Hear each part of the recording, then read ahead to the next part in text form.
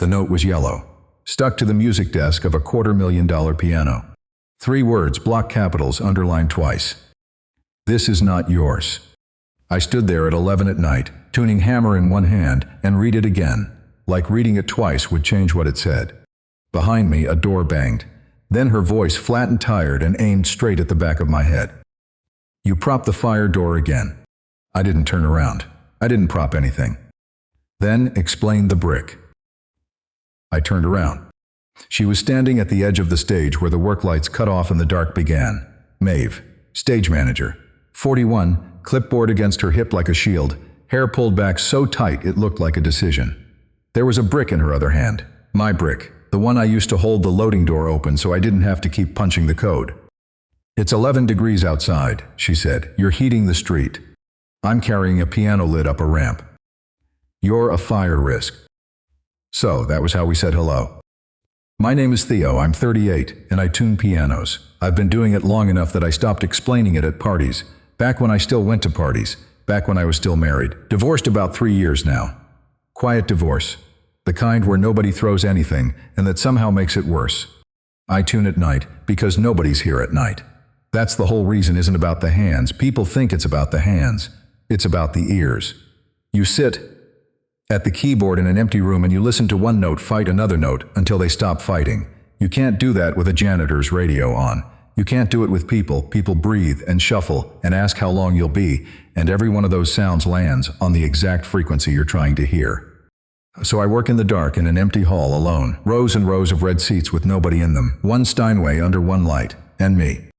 It was the best arrangement I'd ever found. And she hated it. Maeve set the brick down on the edge of the stage, carefully, like she was returning evidence.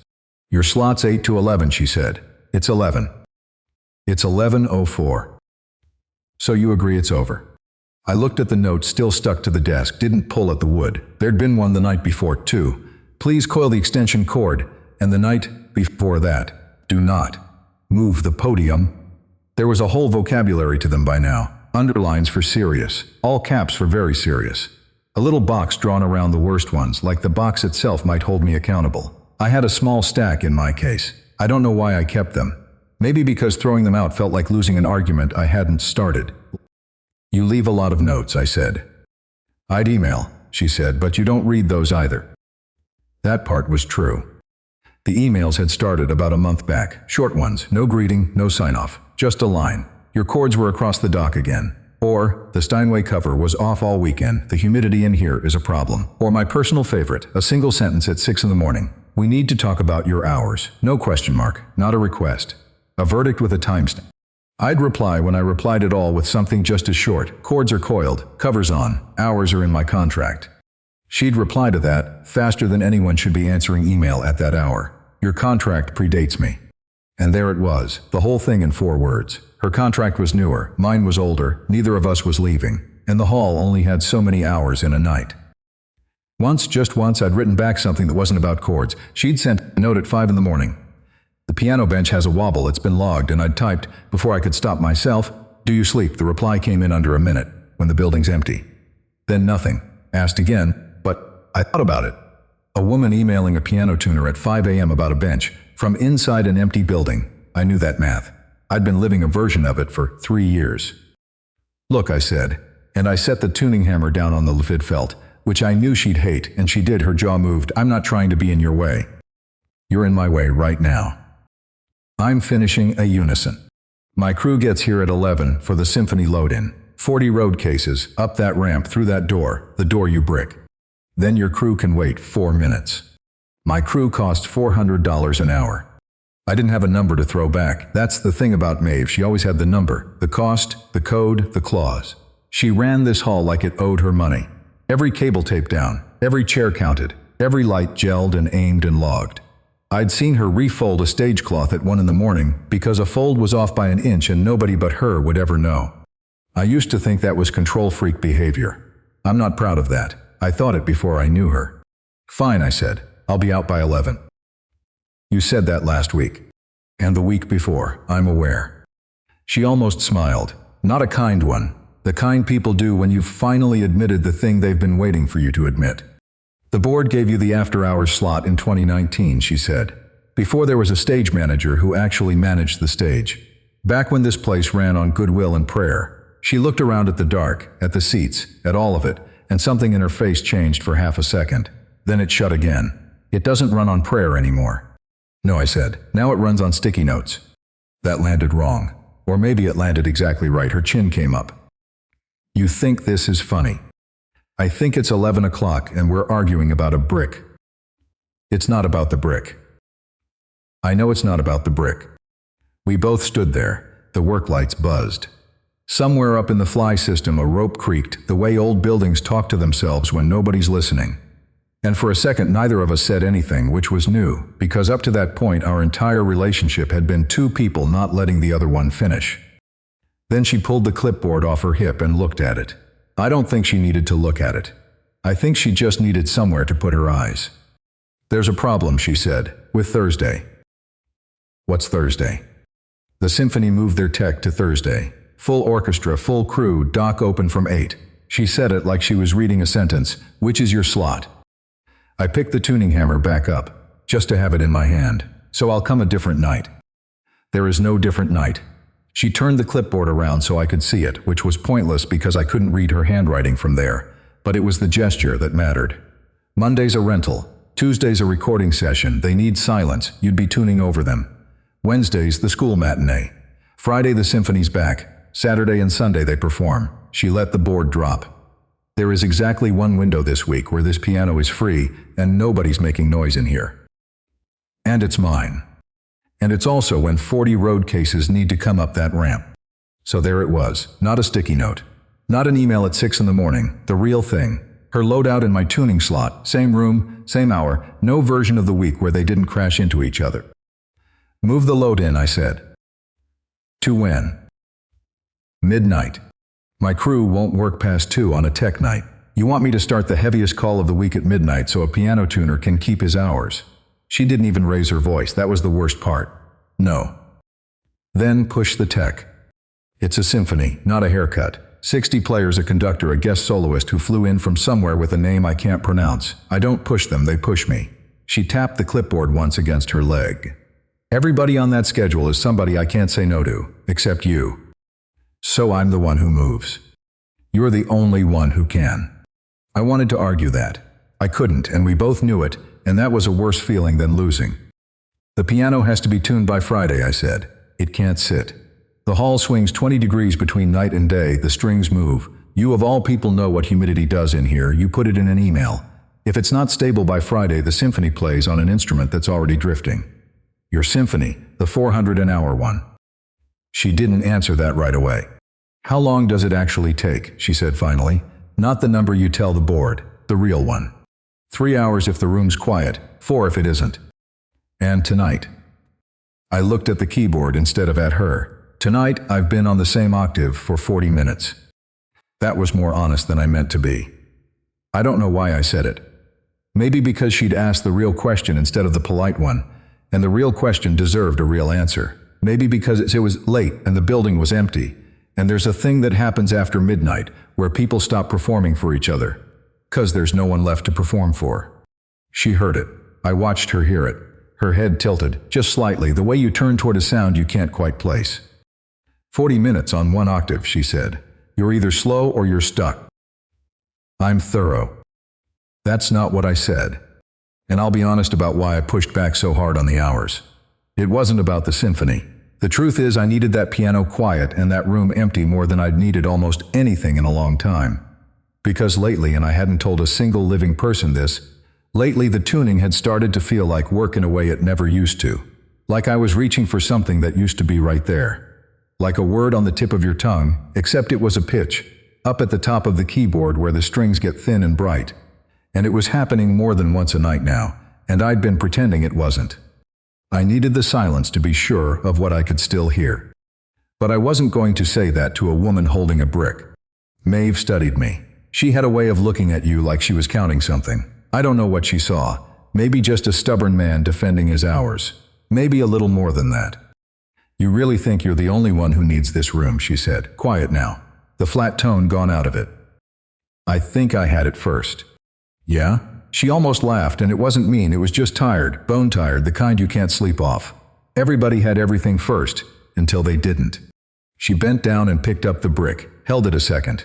Then she set it on the lip of the stage, near my case, where I could reach it. Not gone, not confiscated, just moved, which was a smaller thing than it sounds and a bigger one than I understood at the time. I notice small things. It's the job, and I noticed that one. 8 to 11 Thursday, she said. You and the piano. My crew comes at 11 sharp, and I am not paying them to stand on the sidewalk while you chase a unison, so you'll be done. It's a 4-hour job some nights. Then start at 7. Slot starts at 8. I'm giving you 7. She was already walking off into the dark, toward the wings, her footsteps clean and even on the boards. A person who knew exactly where every cable ran without looking. Don't make me regret it, and take your brick. Then she was gone. The fire exit at the back glowed green over an empty row of seats. A door clicked somewhere far off, and I was alone again with the Steinway and one light, which was supposed to feel like relief. It didn't, quite. I sat down at the keyboard, struck an A, let it ring out into all those empty seats. And I listened to it. Really listened, the way you listen for a sound you're afraid might not be there. It was there, clear, steady, fine. I told myself it was fine. But I sat there longer than the note needed, long after it had faded, holding the key down on a string that had already gone silent, in a hall built to carry sound to 1,000 people, with no one in it but me. I peeled her sticky note off the desk one more time, the one that said, "This is not yours," and I read it again. And I'll tell you the thing I didn't understand yet. She wasn't only talking about the piano. Neither was I. 2 people had just spent 4 minutes fighting over a brick at 11 o'clock at night, in a building neither of them had any real reason to be in that late. 2 people who knew, down to the inch, where every cable ran, who counted every chair, who taped down every loose end and logged it. People don't run a thing that tight because they love order. I learned that later. I learned it from her and from me. You run a thing that tight when it's the only thing you've still got your hands on. When everything else has already slipped the schedule and left through a door you couldn't brick. She controlled that hall because she controlled nothing at home. And I worked in the dark because I was afraid of what I'd find out in the light. We just didn't know that about each other yet. We thought we were enemies over a calendar. We were about to find out we were the same animal, backed into the same corner, holding the same brick. So we did the only thing 2 people like that know how to do. We kept showing up. Thursday came. I started at 7 like she said, and at 5 to 11 I was wiping down the last few keys when the dock doors rolled open behind me, and 40 road cases came up that ramp like weather. I didn't turn around. I'd learned that much. You don't turn around when Maeve's crew is moving. You get small and you get out of the lane. She walked the load in from the wings, headset on, calling it. Case left, watch the corner. Riser stage right, not there, there. Her voice never went up. That was the thing about her on a call. Everybody else in that building yelled when it got busy. She got quieter. The busier it got, the lower she went, until you had to lean in to hear her, and somehow that made 40 people lean in instead of panic. I sat on the lip of the stage with my case shut, and I watched her do it. I'm not going to pretend I understood it the way I understand a piano, but I knew competence when I saw it. I'd spent 20 years being the only person in a room who could hear a string a half-step into going wrong. She could hear a whole show that way. A cable run too tight, a riser an inch off its mark, a guy on the deck moving too fast for the corner he was about to take. She heard all of it at once, in the dark, on a headset, and she fixed it before it became a sound anybody else would notice. "You're still here," she said. She didn't look at me. She was looking at a downstage edge where a cable had crept past the tape. "I'm watching. Watching's not a job. It is in my line of work." She crouched, peeled the cable back behind the line, retaped it in one move, and stood. "Your piano's drifting flat on the top end again. I can hear it from here." I almost dropped the rag. "You cannot. There's a note up there that's sour, the bright one. I've heard you hit it 40 times a night for 2 weeks. She finally looked at me. "I don't know the name of it, but it's wrong. It's been wrong for 3 days. I didn't say anything for a second. Because she was right. Not flat, she had the word wrong, but there was a string up at the top, a thin one, where I'd been hearing something I didn't like, and I'd been telling myself it was the string and not me. And here was a woman who couldn't tell a unison from a parking ticket, who just heard the exact note I was afraid of, from 60 feet away, over 40 road cases. "It's not flat," I said. "It's the felt. The hammer's hardening." "If you say so." She turned back to her call. "Sounds flat to me." I went home that night and I did not sleep. I lay there and I ran that note in my head, the way you run a conversation you lost. She heard it. She heard it, and I'd been pretending nobody could, least of all me. The next week we stopped fighting about the brick. Not on purpose, it just stopped being the thing. What it turned into was worse.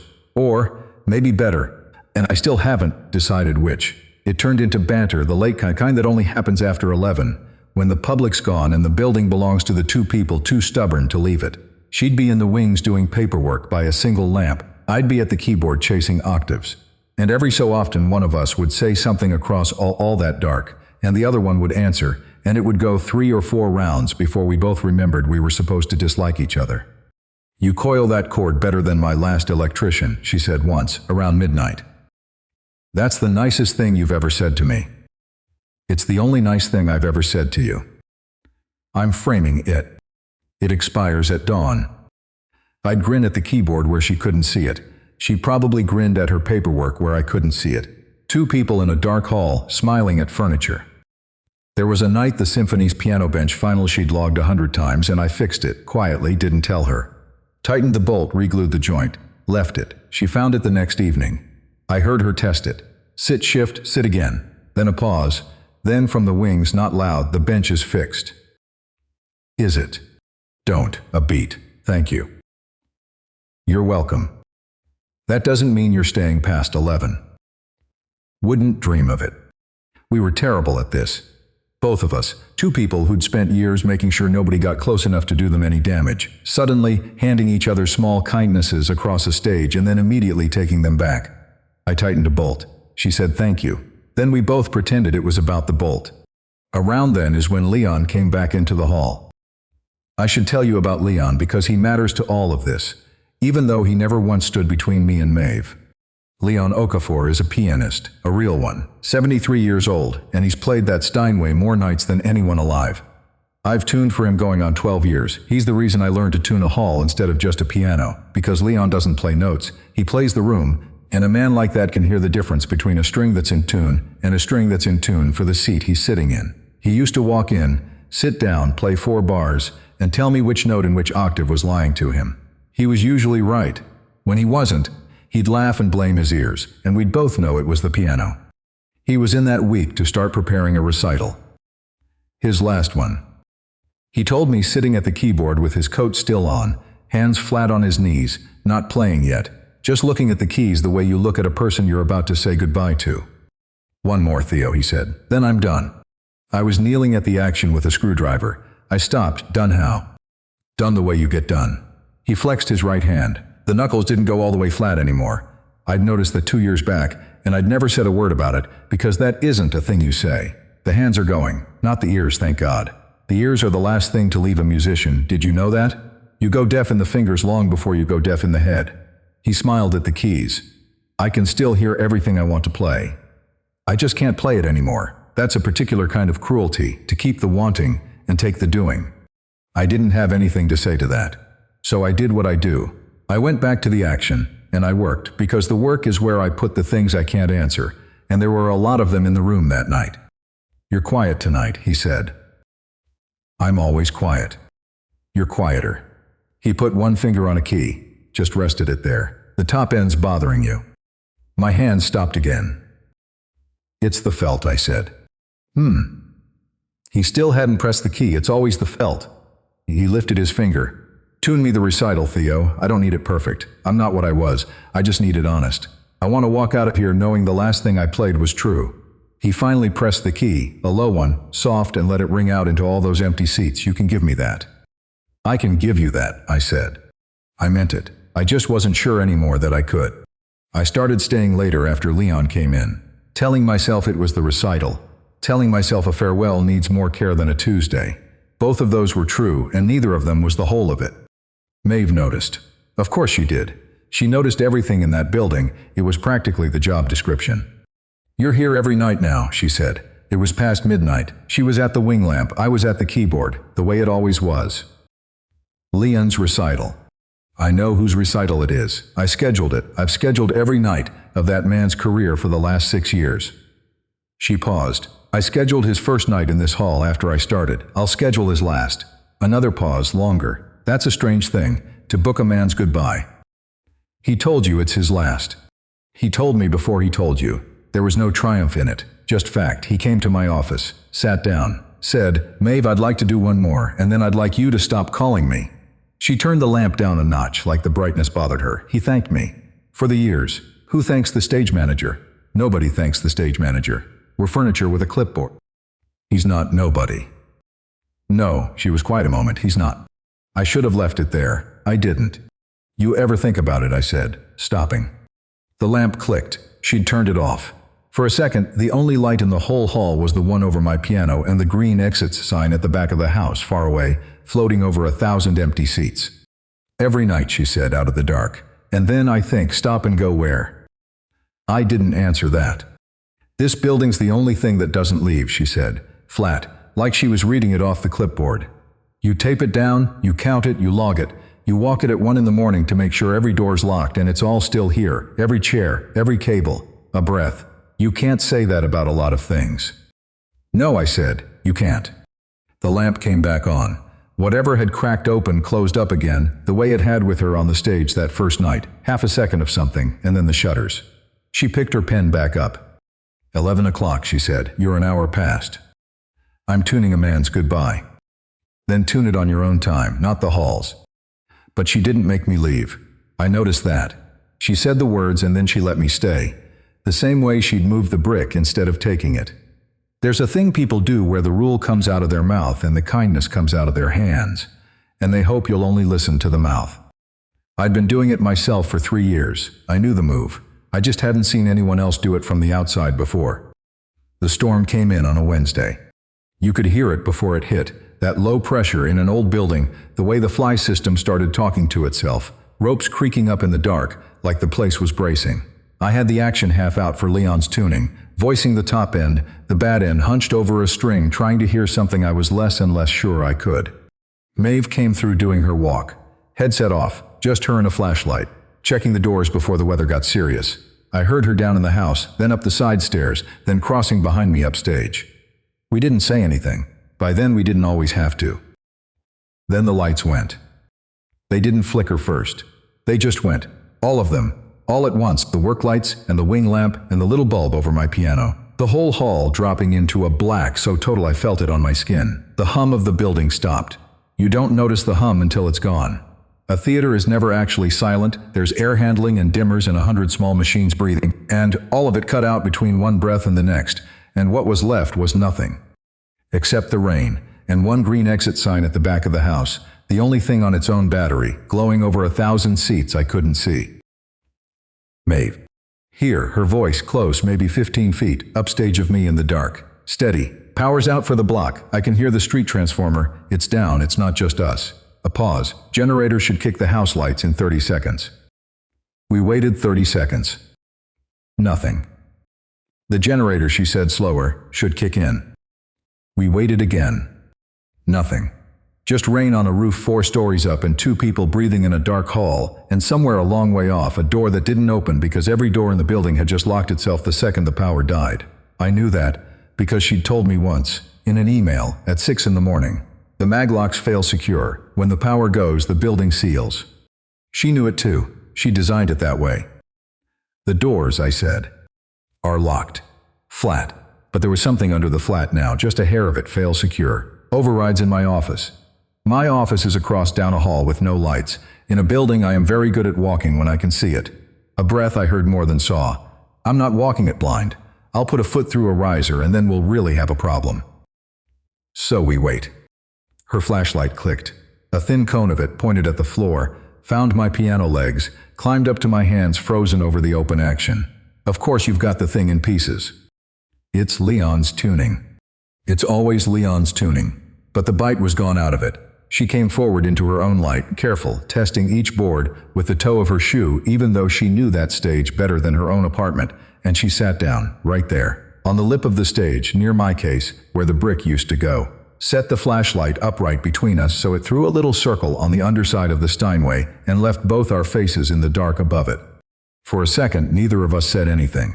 The rain came down. The green sign glowed. 2 people who controlled everything, sitting in the one situation neither of them could schedule, log, tape down, or fix. Well, she said finally into the dark, here we are, no crew, no clipboard, no piano you can run away into. I heard her exhale, long and slow, the most unguarded sound I'd ever gotten out of her. Nothing to manage. Nothing to tune, I said. So, her voice came different now, lower. The way she got when a show was at its busiest, except there was no show, there was nothing, there was just the two of us and a flashlight and a storm. Tell me something true, Theo. We're going to be in here a while, and I'm tired of talking about the brick. I thought about it longer than I should have. Something true, in the dark, from me. She might as well have asked me to hand her the one tool I never let anyone touch. I used to talk, I said. Everybody talks. No, I mean I was a talker. Before. The rain filled the gap while I found the rest of it. My ex used to say I could hold a dinner party hostage. I'd get going on something and I wouldn't notice the whole table had gone quiet waiting for me to land the plane. I shook my head in the dark. She couldn't see me shake it in. I haven't been that man in a long time. What happened to him? He got divorced and learned to like quiet. I let that sit. That's the official version. And the real one. The real one's longer. We've got nothing but time, she said. The generator's still dead. I almost gave it to her. The note. The thing I'd been carrying for 3 years and feeding to the work every night, so I wouldn't have to feed it to a person. The whole of it, the top end going soft on me, the highest strings turning to fog. The way I'd started leaning closer and closer to the action, like a man going deaf at his own piano. I could feel the shape of the sentence sitting on my tongue. It would have taken 9 words. I'd counted them once, lying awake, the way you rehearse a thing you're never going to say. I tune at night, I said instead, because at night nobody's listening but me, and I can stop pretending I hear everything I'm supposed to. It was the closest I'd come to the truth out loud. She didn't know it was a door. She thought it was just a sad thing a quiet man said in a dark room. That's the most honest thing you've said since I met you, she said. Enjoy it. It expires at dawn. She laughed. Low, real, surprised out of her, the way she'd grinned at her paperwork all those nights when she thought I couldn't tell. In the little upward light from the flashlight, I could see the bottom half of her face do it. Then the hum came back. It came back the way it left, all at once. The air handling exhaled. A dimmer somewhere ticked. The work lights buzzed up to a quarter and then to full, and the wing lamp and the little bulb over my piano, and the whole hall came back into being around us, 1,000 red seats appearing out of nothing like the building had been holding its breath the entire time. We both blinked in it. And there was a half second, before either of us moved, where we just looked at each other in the light we'd been hiding from. Her on the lip of the stage by my case. Me at the open action. Closer than we'd ever sat. The flashlight still standing up between us, pointless now, throwing nothing. I watched her register all of it at the same time I did. The distance that wasn't there anymore. The thing we'd said and the things we hadn't. The fact that for 20 minutes neither of us had been the person who runs the building or the person who fixes the piano. We'd just been two voices in the dark, and the light gave us our jobs back. Then she stood. Generator's back, she said, brushing off the seat of her jeans. All business, like the last 20 minutes hadn't happened. I'll log it. Transformer's going to want a service call. She picked up the flashlight and clicked it off, and the whole thing was over. We didn't talk about it. Not the next night, not the night after. We went back to banter and bolts and the 11 o'clock argument like the storm had been a thing that happened to the building and not to us. But it had moved something. You can't sit with somebody in the dark like that and pretend you didn't. We both knew. We just had a rule, the two of us, an unspoken one, that the things we knew didn't have to be said. That rule held for about 9 days. Then the email came. It didn't come from her. It came from above her, from above all of us on a Tuesday at 4 p.m, to every contractor and vendor and staff name on the building's list, mine included, and it had the kind of subject line that's written by a lawyer to sound like good news. The hall had been sold. The Ashford had been a nonprofit for 60 years. Run lean, run loved, kept alive by a board that fought every winter to make the boiler last one more season. And the board had sold the whole thing, the building, the land it sat on, the air over it, to a developer. The email used the word repositioning. It used the phrase mixed use. It said the current season would be honored. It said nothing about the season after that, which is how you know there isn't going to be one. I read it twice in my truck in the parking lot. Then I drove to the hall 4 hours early. She was already there. Of course she was. She was standing center stage with the work lights full up and a tablet in her hand, just standing there, looking out at the empty house, not doing anything. Maeve, who I'd never once seen not doing anything, just looking at the seats. You saw it, I said from the wings. I saw it Friday, she said. I've known since Friday they sent the staff version first. Yours came today. She didn't turn around. Repositioning. You want to know what repositioning means? I can guess.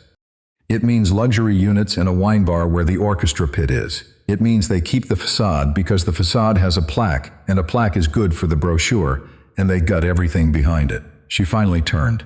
Her face was doing the thing it did on a call. The flat, the low, the quieter it gets, the worse it is. They're keeping the lobby. They're going to put a leasing office in my lobby. How long? Season finishes in May, then they fence it. She looked back out at the house. I have run this building for 11 years. I walk it every night, every door, every chair. I know which seat in row F squeaks, and I know it's been squeaking since 2019 because we can't get the part. Her voice didn't rise. It just thinned, stretched like a string going up past where it wants to go. And a man I have never met signed a piece of paper, and in 11 months none of it is mine to walk. I didn't say anything. There wasn't a bolt to tighten or a bench to fix. There was just a woman standing in the middle of the only thing that hadn't left her, watching somebody take it. Your contract's through May, she said. I checked. You'll get the season. She said it like it was supposed to be a comfort, and we both heard that it wasn't. And then, what? And then you go tune somebody else's pianos. She shrugged, one shoulder sharp. There's other halls. You're good. You'll land somewhere. That's not the part. No, she said. It isn't. We stood there a while. Her on the stage, me in the wings, the whole house full of empty seats that had 11 months left in them, and then a fence. There's a kind of loss that isn't a person. People don't talk about it much because it's hard to explain why you'd grieve a building. But a place can hold you up the way a person does. You give it years and it gives you back a shape to your life, a door to walk through, a reason to be somewhere at 11 at night, a hum in the walls you stop hearing until it's the only thing keeping you company. And when it goes, you find out how much of you was leaning on it. I read something once, sometime after my marriage ended, when I was up at 3 in the morning, reading about why a quiet house can feel like a wound. The gist of it was that losing the place where your life happened can land as hard as losing a face, because the place is the box you kept all the rest of it in. The kitchen where the fights were, the chair where the good mornings were. I hadn't understood it when I read it, sitting in an apartment that was too quiet, telling myself the quiet was peace. I was starting to understand it now, watching her, because she was about to learn it the way I'd learned it. The hard way, by having the box taken. And she'd just told me, flat like a service note, that I was about to lose mine and should go land somewhere. You want to know what the worst part is, she said. Tell me. I'm relieved. She laughed, and there was no laugh in it. Some sick little part of me is relieved, because now there's a night it ends and I don't have to decide to leave. Somebody decided for me, and that's so much easier than choosing. She shook her head. I've spent 11 years afraid of the day I'd have to walk away from this place on my own. And now I don't have to. They're going to carry me out. And the relief is the most disgusting thing I've ever felt. That was the most honest thing she'd said since I met her. Out loud, in the light, with no storm to hide behind. And I knew it. I knew it was a door because it was the exact shape of mine. The thing where the loss is coming and part of you is grateful, because at least the dreading will be over. At least you won't have to be the one who decides you can't do it anymore. I had a door of my own to open right then. I could feel it. She'd handed me hers, and the only fair thing, the human thing, was to hand her mine, to say it. To say the strings are going, and I'm relieved too, in the same disgusting way, because a man with a fading ear shouldn't be tuning concert pianos, and now the hall's closing and nobody will ever have to know I quit because I had to. I opened my mouth. You'll be fine, I said. That's what came out, you'll be fine. The coward's whole vocabulary in 3 words. She looked at me for a second like she'd heard the door close. Maybe she had. She was better at hearing than I ever gave her credit for. Yeah, she said, I'll be fine. And the shutters came down, the way they did, and she went back to her tablet and I went to get my case, and we'd both just done the same thing. She'd cracked open, and I'd looked at the opening and I'd handed her a platitude instead of a truth, and she'd taken the platitude and pretended that's what she wanted. And we were exactly the 2 people the storm had almost talked out of being. Leon came in that Thursday to rehearse. He'd heard. Everyone had heard by then, but Leon heard it the way Leon heard everything, like a note he'd been expecting, and when he sat down at the Steinway he didn't say a word about the sale. He played. He worked the recital program for 2 hours while I sat in the third row of the dark house and listened to a man say goodbye to a piano on purpose in daylight with his whole face. When he stopped, he didn't get up. He sat with his hands in his lap. "They're closing it," he said to the keys. "Yeah." He nodded, slow. "My last recital is going to be one of the last things that ever happens in this room." He said it, without weight, almost pleased. "There's a rightness to that. I get to go out with the building. Not many people get to choose the room they say goodbye in. I chose this one 40 years ago, and it's choosing me back." I came up the steps and sat on the lip of the stage near him, where Maeve had sat in the dark. "How are you so calm about it?" I said. "The hands, the hall, all of it leaving at once." He thought about it. Leon always thought about a question before he answered it, the way he'd play 4 bars before he told you what was wrong. "Because I'm not pretending," he said. "That's the whole trick, Theo. The day I admitted my hands were going was the worst day, and then it was the last bad day, because after that I wasn't fighting it anymore, I was just living next to it." He flexed the right hand. "Watch the knuckles not go flat. Everyone thinks the brave thing is to keep going like nothing's wrong. It isn't. The brave thing is to say the true thing out loud and let people see you do it." I told my wife the day I knew. I told the board. I told the man at the shop who's been making my reeds for 30 years. He smiled at me. And every single one of them got softer with me, not harder. That's the part nobody believes until they try it. You think saying it will make you smaller. It makes the room bigger. I didn't answer. I was looking at the keys. "You've got something you're not saying," he said. "Not a question. I've been listening to you tune for 12 years. You used to talk to the piano. The last few months you've been arguing with it." He put one finger on a key, that same low one, and didn't press it. "It's not the felt, Theo." My hands went cold. "Leon." "I won't ask," he said gently and lifted the finger. "It's not my business and you're not ready. But I'll tell you one thing, because I'm 73 and I'm leaving and old men get to say things." He stood up, slow, both hands on the lid. "Whatever it is, tell the right person before the building closes, not after. You don't want to be standing in a fenced lot wishing you'd said the true thing while there was still a room to say it in." He picked up his coat. "The recital's in 3 weeks," he said. "Tune me my goodbye and figure out yours."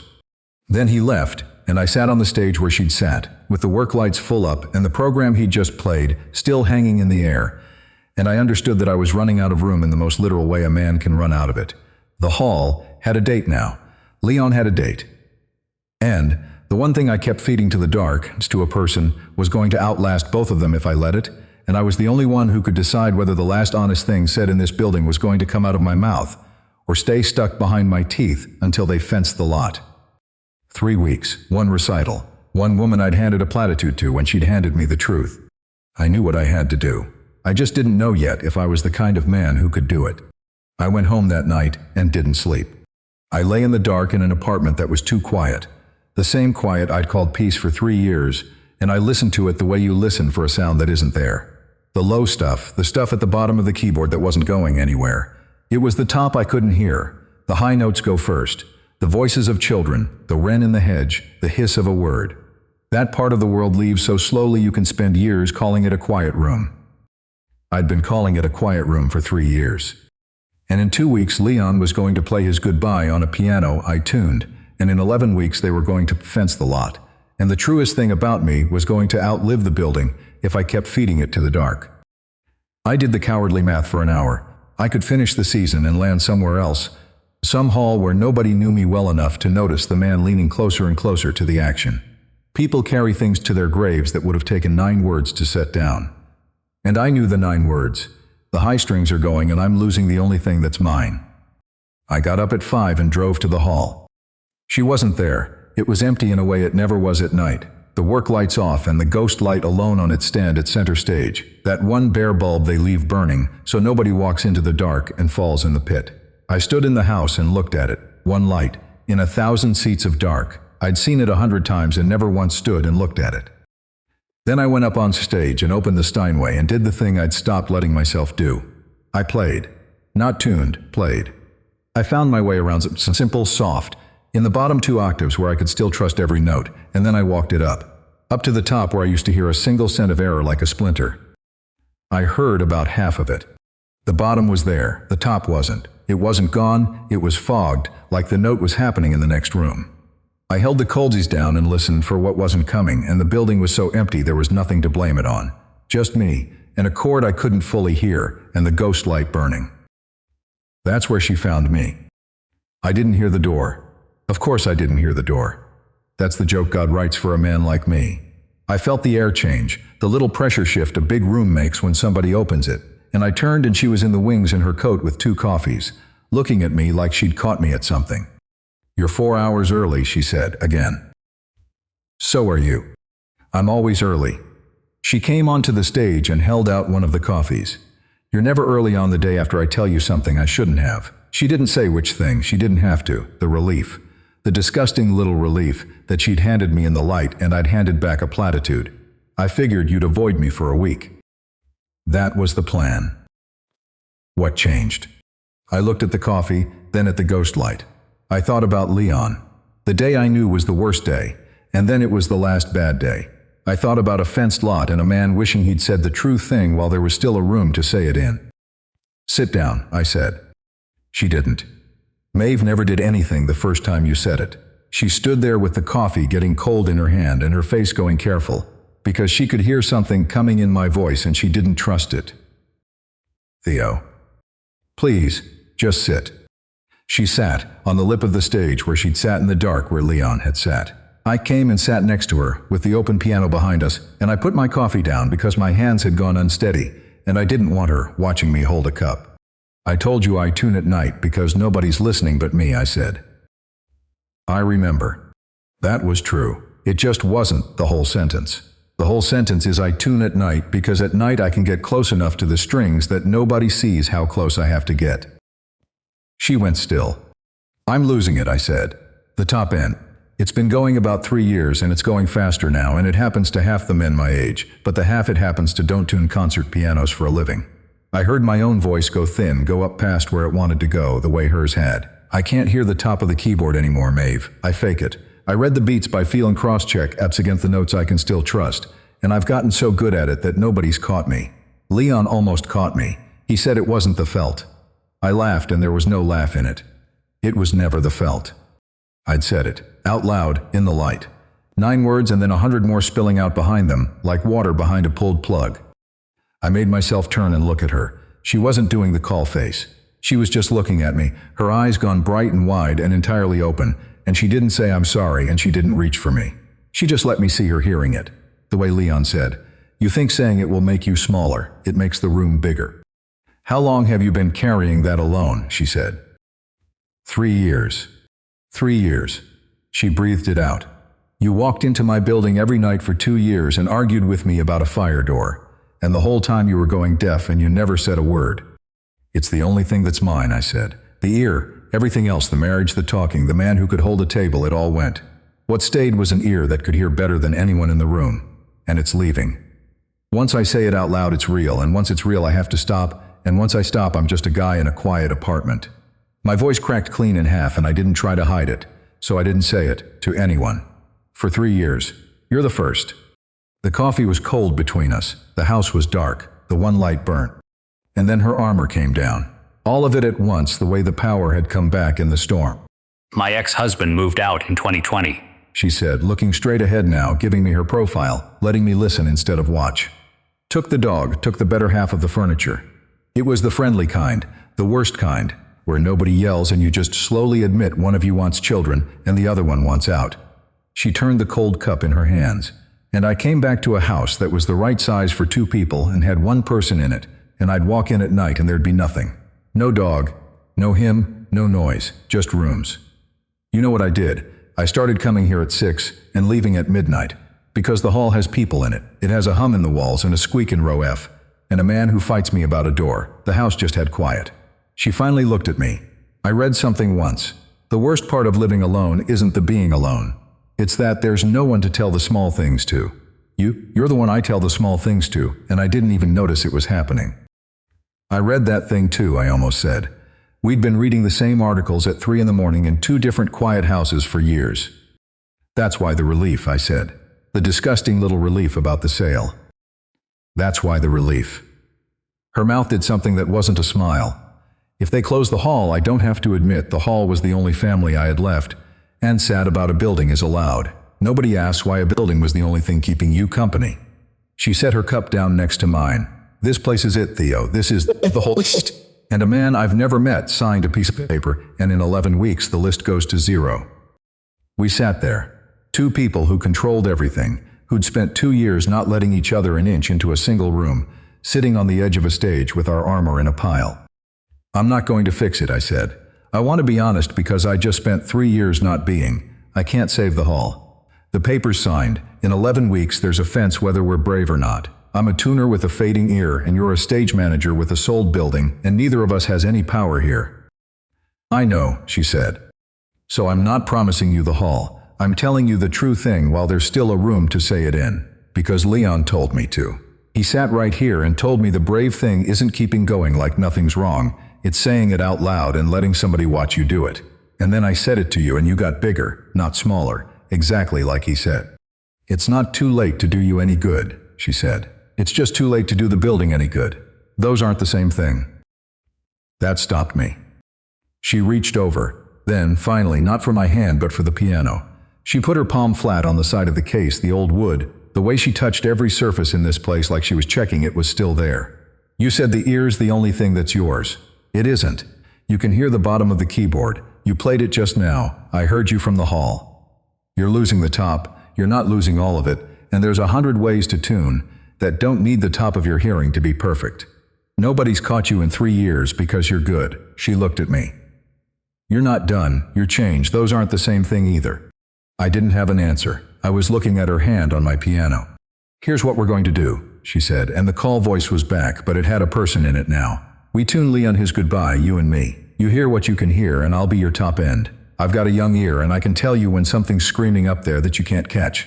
And we give that old man the best-sounding piano this room has ever held, on the last night anybody plays in it, and we let it be a goodbye for all 3 of us at once. Him. The hall. She paused. Your ear. You'd do that. I run a concert hall, she said. Or I did. For 11 more weeks I still do. Her mouth finally did the real thing, the low real grin she'd grinned at her paperwork all those nights when she thought I couldn't see. Let me run one more thing properly before they take it. So that's what we did. For 2 weeks we tuned a goodbye. She'd come up at 6 and I'd already be at the action, and when I got up into the fog I'd hold a note and she'd close her eyes and tell me. Sharp. There. That one, it's buzzing. She taught me that I could let somebody in and the work didn't fall apart, it got better. Between the 2 of us we had one whole musician's hearing and then some. We didn't talk about what we were. You don't sit with somebody in the light like that, both your armor in a pile, and have to put a word on it. We just tuned and drank coffee, and at midnight we walked the house together and locked up the only family either of us had left, one more night, and then one more. Leon's recital was on a Saturday in May. They didn't sell tickets. The board put out word and the room filled itself, every seat, 40 years of a city that had grown up listening to this man. Maeve ran it. She stood in the wings with her headset and ran the last show that hall would ever hold like it was the first. And Leon walked out. Slow, both hands at his sides, and sat down at the piano we'd tuned him, and before he played he did something he'd never done in 12 years. He turned on the bench and looked into the wings right at her, and then up into the dark of the house, and he found me in the 3rd row where I always sit, and he nodded. Once, at both of us. We'd tuned him his goodbye, and he knew it. Then he played. I won't tell you it was perfect, because I couldn't hear the top of it, and that's the joke I'm going to live with. The brightest part of the last thing that ever happened in that room happened in a register I'd already lost. But I heard the whole warm middle of it, and I watched a 73-year-old man with going hands say goodbye to a piano in front of 1,000 people on purpose, in the light. With his whole face, he wasn't pretending. He'd never once pretend trick. And he played it, like the trick had been a gift the entire time. When he finished, he sat with his hands in his lap until the room stopped. Then he stood and put one hand flat on the lid the way Maeve touches everything, and he said to the keys, not the crowd, thank you for the room. And he walked off into the wing where she was standing, and I watched my hardest, most armored woman put her arms around an old man in the dark of the wings, while 1,000 people clapped for a building. They fenced the lot 11 weeks later, on schedule. The way these things go, there was no rescue. A developer kept the facade with the plaque on it and gutted everything behind. And somewhere in that city right now there are luxury units where the orchestra pit was. We didn't save it. I told you we wouldn't. We never had the power to. But on the last night when the crowd was gone and it was just the two of us in the ghost light, she didn't go log it and click off the flashlight and end it. She came and sat on the lip of the stage where she'd sat in the dark, where Leon had sat, where I'd told her the true thing, and she didn't run the building. She just sat in it, and I sat next to her, and neither of us said anything for a long time. Because we already said the thing, and the thing you've already said sits in a room differently than the thing you haven't. I still tune, smaller hall across the river, where the work is quieter, and nobody minds a man who leans in close. She manages it now, that hall. I hear less every year. I tell her the small things every night, all the low stuff at the bottom of the day that I can still hear fine. I used to think the bravest thing a man could do was carry something alone, so nobody ever had to watch him be less than he was. I had that exactly backwards. The night I said the 9 words out loud, the night I let her watch me lose my ear, the room got bigger, just like the old man promised. I didn't get my ear back. I got everything else. So let me ask you something, before you go. Is there a true thing you're carrying alone right now, feeding to the dark every night so you never have to feed it to a person? A 9-word sentence you've counted out lying awake, that you swore you'd take to your grave. And who's the person who'd get bigger, not smaller, if you finally said it out loud while there's still a room to say it in? If this one stayed with you, there are more stories like it here on the channel. I'll see you in the next one.